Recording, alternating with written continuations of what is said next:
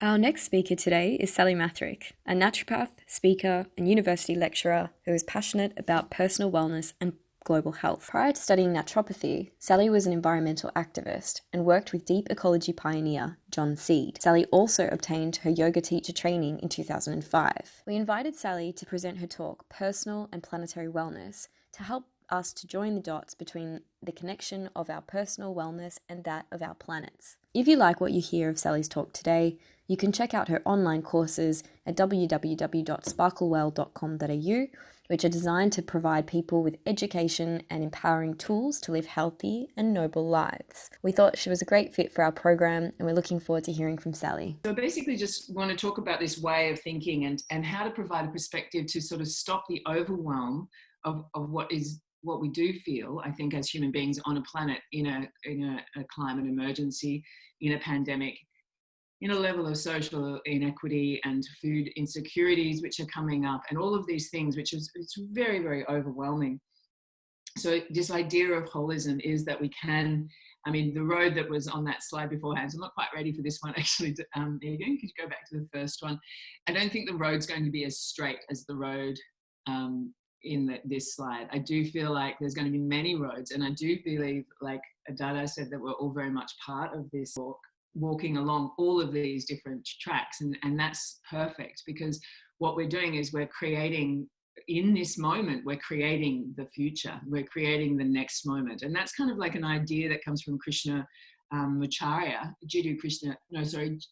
Krishnamurti, who is an educator and yogic philosopher from the 1970s. This idea of the future is now, that if we continue to replicate the patterns and the thinking and the systems that we've been engaged with and brought up into and neurologically wired as what is true and what is right in us, then we continue to perpetuate that as an ongoing future, because the future is now, and whatever we do now, and these bright lights of awakening that are occurring for us now, if we can actually bring them into our daily lives, then that actually is then creating this next step for us, and it's creating what we step into in this now, etc. So I guess basically my background was, I think I've always had this need to connect in with a larger thing. And I did a degree in an arts degree. So it was a psychology, political psychology, and social analysis and social theory, and arts, fine art, history, etc. So through that degree, I came to understand this ideological constructs that we have created for the planet. And I never really understood economics. And I was kind of like, how can this even work? It doesn't make sense. I was also very interested in becoming a doctor, but I couldn't, because I can't do cutting of skin and things like that. So basically this idea of the economics that we're in, which is this kind of colonial patriarchy, is essentially what I call it. So it's basically where a group of people come in and take over something and belittle the people who own the land by saying you're not as good as us. And so therefore they create this thing called racism, which of course we're only one race, but got this thing called racism. And so by doing that in a bullying way, essentially take the resources of these lands as they have here in Australia. So all of the people who lived here have been totally disenfranchised and have appalling health outcomes and appalling standards of living, and also appalling lack of regard for the level of sophistication of their culture. So we have a colonial history, this colonial kind of construct, which is inherently unfair. And then we have this patriarchy, which isn't about men being the bosses, but kind of is, but it's not about men versus women. It's a way of thinking which is hierarchical in itself. So I guess I kind of came from this understanding and watching as well, like the share market sort of explode and open into the middle classes. So everyone who had shares. So prior to the share market really opening up to the middle classes, it was just the billionaires sort of playing this game. And then they realized that people would wake up to how much destruction was going on to the planet. But if some people were buying in and making profit out of it, less of the educated people who had an invested interest in it. And then suddenly that greed is good kind of concept came in the 80s and the 90s. And so everyone was so busy making so much money, but it's just like, hang on, you can't destroy waterways. You can't pollute the earth. You can't pollute the earth. You can't pollute the air. Like, this is crazy. But it was almost like this idea of a hierarchy where they've got these really, really rich people and this incredible inequity in wealth, you know, which we do still see today. So I came from that, and then I did a travel through India, which was amazing, and it really opened my understanding to meditation. I finally found how to meditate, because I was looking for that in Australia, couldn't find it. And then I went to England, and I managed the first internet cafe in Europe. And so this is in 94, 95, and when the internet had just arrived. So it was just like, oh my God. And because I'd come from this understanding of, you know, politics and the way in which these ideas were kind of ingrained in us and we were reproducing them all the time, I was like, wow, the internet, this is going to change everything, because it's a network. It's not a hierarchy. It's not where one person holds all the information and it slowly drips down into different people, or one person holds all the resources and allows some people to have some of it.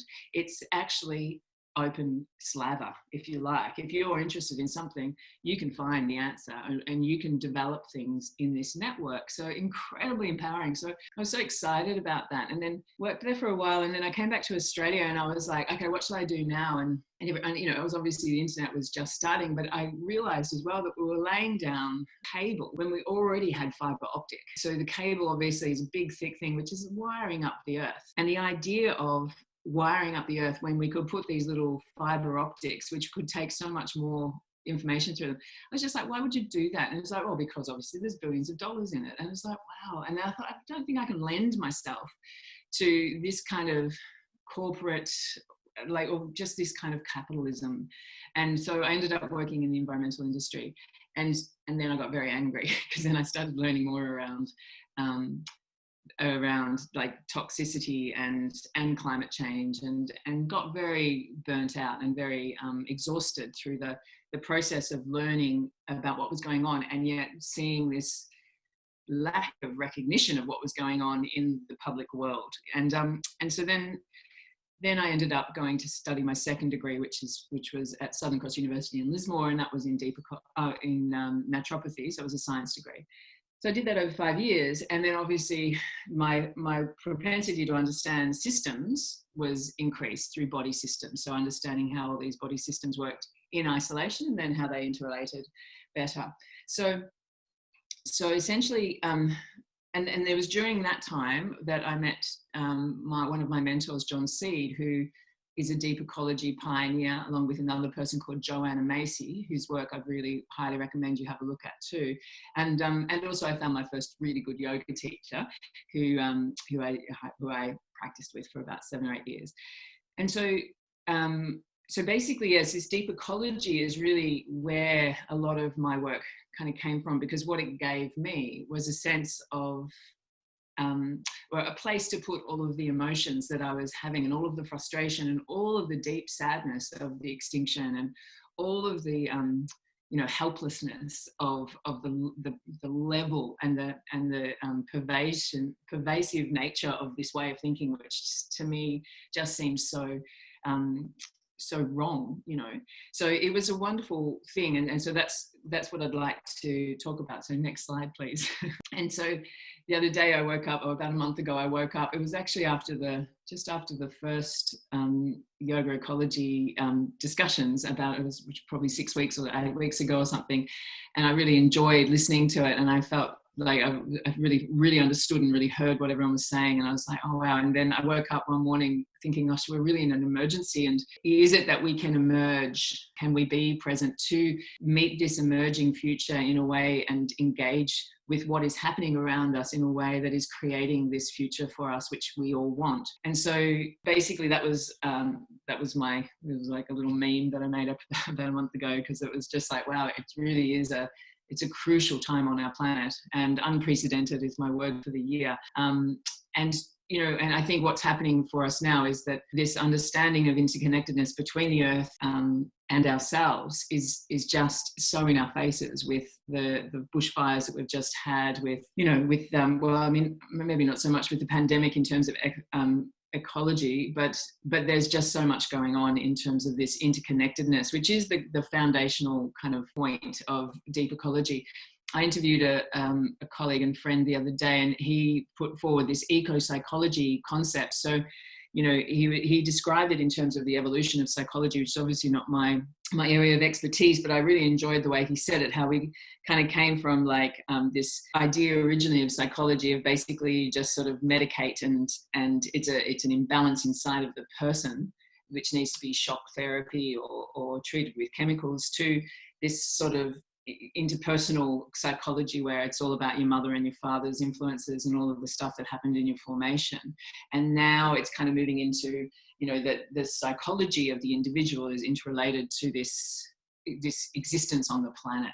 There's this that we inherently, because we are the planet, with every breath and we take, with every drink we have, with every piece of food we have, we reaffirm that we are actually totally connected to this space where we're utterly human beings, but earthlings, if you like. So we're earthlings. So it's almost like this, and it's like what most earth-centered cultures know and live by, but the colonialists didn't have that culture. Like the colonial patriarchy doesn't have this earth-centered kind of connection. In deep ecology, I'm not sure how many of you are familiar with that body of work, but essentially it's a philosophy about our deep interconnectedness with all things, and a series of approaches and exercises that allow us to experience and get an experiential understanding of what our brain can say, oh yes, I'm connected with the planet, but we don't feel like we are,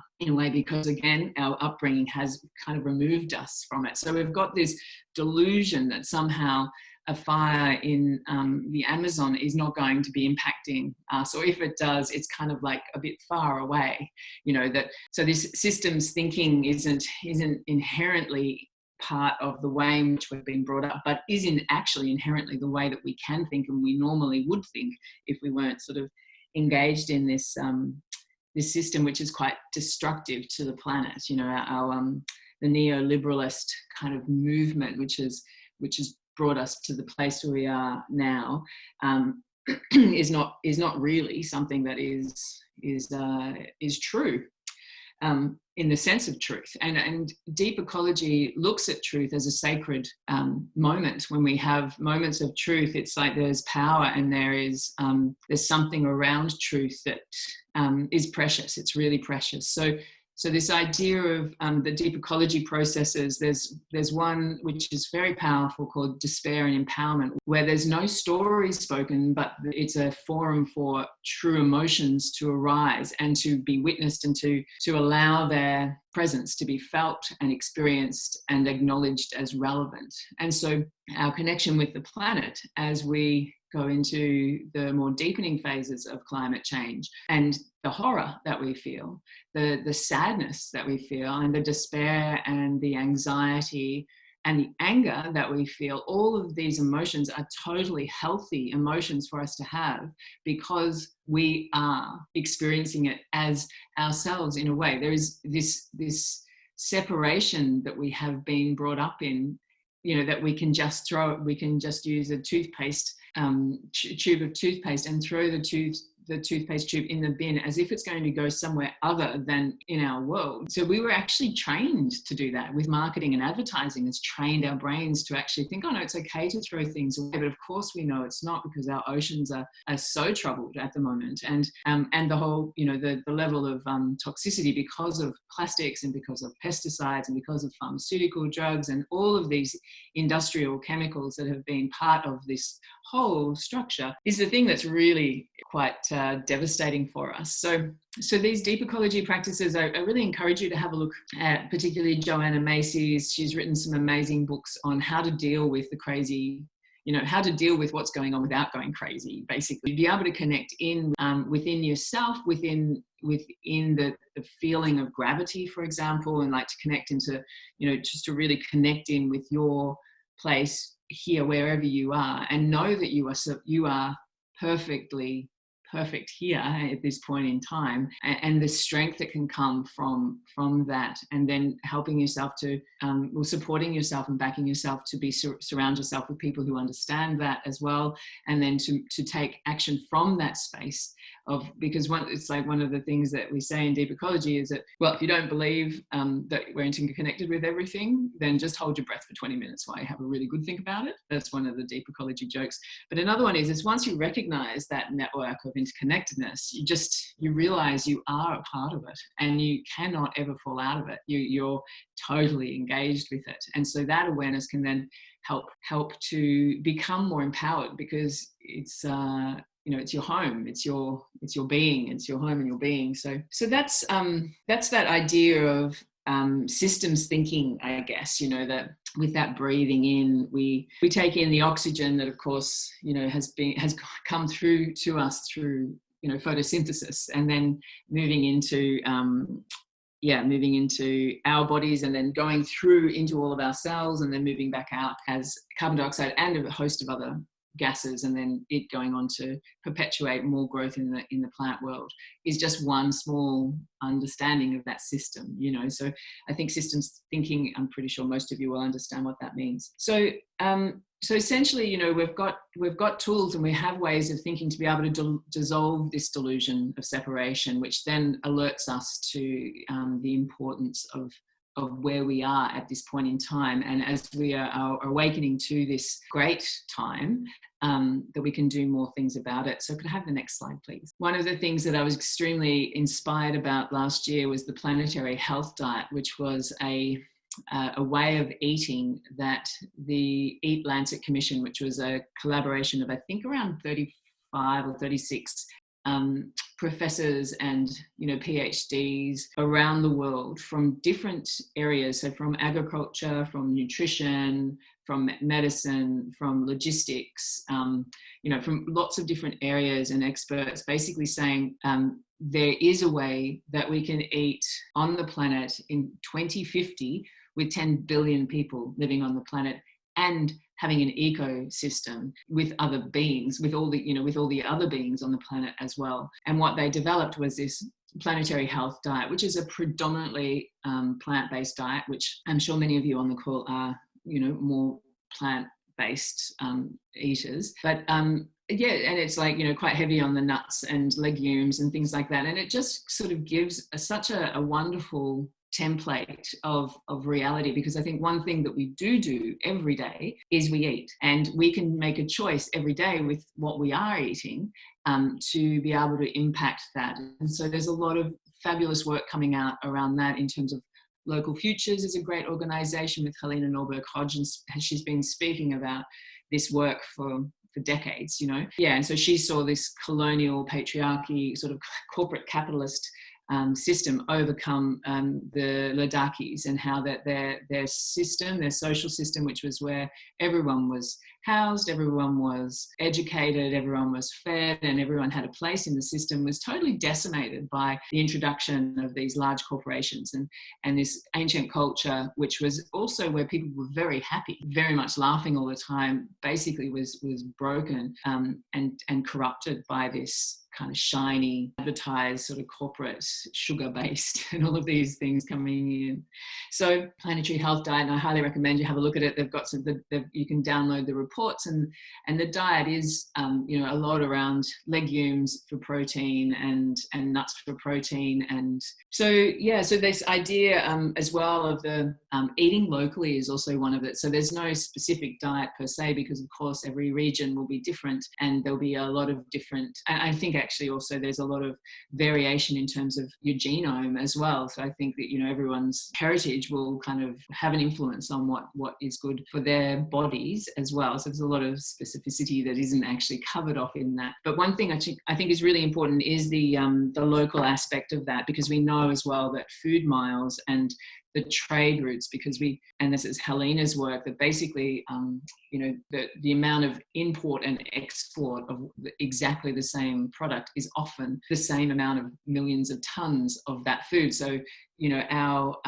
export of wheat and our import of wheat, or maybe not wheat because it's probably not a good example, but rice, say, is often the same. But it's the trade that is creating this incredible amount of pollution and is so unnecessary, but is part of this, this whole trade dealing of big business, essentially. So if we were to suddenly eat more locally, as much as we can, or grow our own food and share that around, without having to go back to subsistence living, but basically having like enterprises in a local area, or at least a state area or a national area, that then in itself will be supporting a healthier future for sure. So yes, the planetary wellness diet, or planetary health diet, is one way that we can really work together to get that happening. And if we could get the last slide, please. And so last full moon, which was I think only about 3 weeks ago, I went off. I was feeling really, I was lacking energy from my work, and I was feeling a little bit,